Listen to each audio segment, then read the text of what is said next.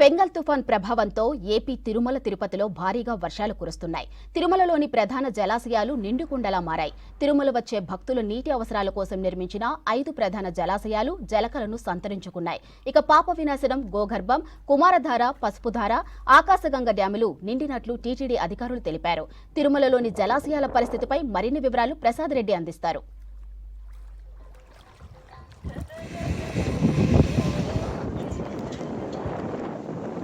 Fengal తుఫాన్ ప్రభావంతో తిరుమల తిరుపతిలో గత 3 రోజులుగా ఎడతెరిపి లేకుండా భారీ వర్షాలు కురుస్తున్నాయి. ఈ నేపథ్యంలో తిరుమలలో ఉన్నటువంటి ప్రధాన 5 జలాశయాలు జలకళ సంతరించుకుందని చెప్పవచ్చు. ముఖ్యంగా గత 3 రోజులుగా కురుస్తున్నటువంటి భారీ వర్షాలతో తిరుమలలోని ప్రధాన జలాశయాలు పూర్తి స్థాయిలో నిండినట్లు కొద్దిసేపటి క్రితమే టీటీడీ అధికారులు వెల్లడించారు.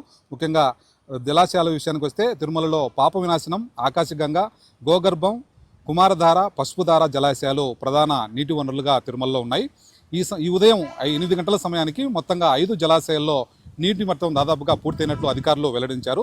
నీటి మట్టం వివరాలు చూసినట్టయితే దాదాపుగా తిరుమలలోని పాపవినాశనం డ్యాము FRL 697.14 మీటర్లు ఉండగా ఇప్పటి వరకు దాదాపుగా 693.27 మీటర్లకు నీటి మట్టం చేరుకున్నట్లు టీటీడీ అధికారులు వెల్లడించారు.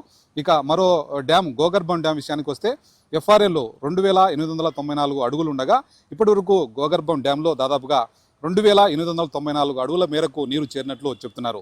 ఇక ఆకాశగంగ డ్యామ్ విషయానికి వస్తే FRL 865 మీటర్లు ఉండగా ఇప్పటికే ఆకాశగంగ డ్యాంలో భారీగా వరద నీరు చేయడంతో దాదాపుగా 855 మీటర్లకు చేరుకున్నట్లు అధికారులు చెప్పారు. ఇక కుమారధార డ్యాంలో FRL 898.24 మీటర్లు ఉండగా ఇప్పటి వరకు నీటి మట్టం దాదాపుగా 890.80 మీటర్లకు చేరుకుంది. ఇక ప్రధానంగా పసుపుధార డ్యామ్ విషయానికి వస్తే FRL 898.24 మీటర్లు ఉండగా దాదాపుగా వాటర్ 896.35 మీటర్లకు చేరుకున్నట్లు టీటీడీ అధికారులు కొద్దిసేపటి క్రితమే ప్రకటించారు.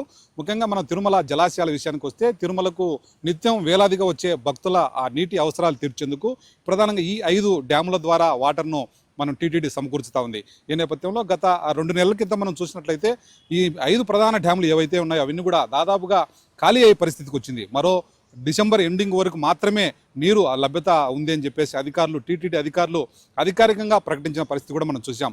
ఈ నవంబరు, డిసెంబర్ నెలలో ప్రధానంగా తిరుపతి, తిరుమలలో భారీ వర్షాలు కురుస్తాయి.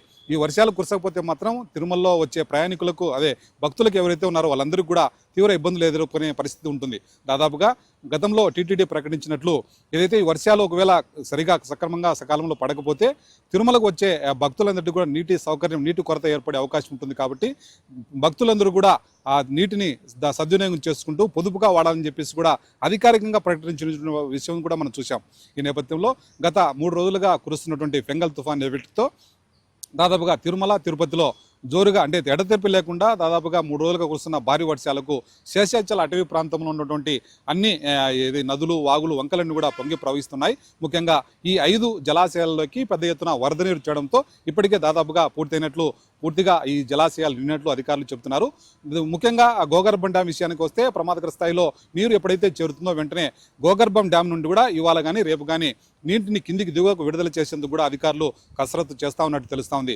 ఈ మొత్తంగా 5 డ్యాములు ప్రధానంగా నిండడం వల్ల మరో 6 నెలల పాటు అంటే తిరుమలకు వచ్చే నిత్యం వేలాదిగా వచ్చే భక్తులకు ఎలాంటి నీటి సమస్య లేకుండా నీటిని అందించే అవకాశం ఉన్నట్లు కూడా టీటీడీ అధికారులు చెప్తా ఉన్నారు. ఇది ప్రస్తుతం తిరుమలలో ఉన్నటువంటి ప్రధాన 5 బలాన జలాశయాల నీటి పరిస్థితి. కెమెరామెన్ వాసుతో ప్రసాద్ రెడ్డి, V6 న్యూస్, తిరుమల.